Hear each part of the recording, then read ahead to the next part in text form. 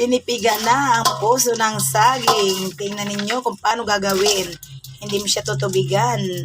Lalagyan mo lang po siya ng asin para kumatas at mawala ang, ano yun? Hindi. Ang mapakla na lasa.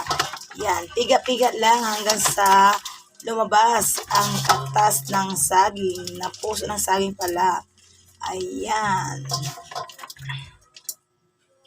Sige, piga lang. Pinipiga ng asawa ko para mawala ang ano talaga niya, pagkamapaklan niya. Ang sabi mo?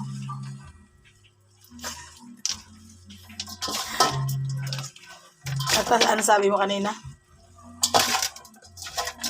Ay, umalis siya. Akala niya, ano sabi ko, taka alam ko, mapakla.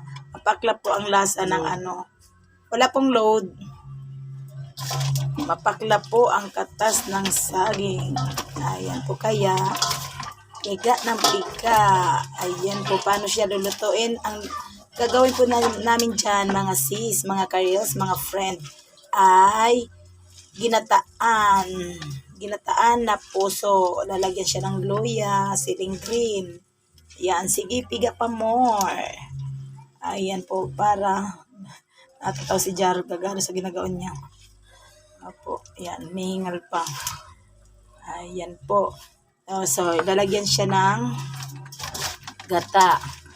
Tapos, sili, luya, yun, bawang. Hindi ko alam kung lalagyan pa natin ng ano, ng panahog. Siguro wala na, okay na yung gulay lang. Simpleng luto ng ano, lutong bahay ng tinderang nanay. Ayan po.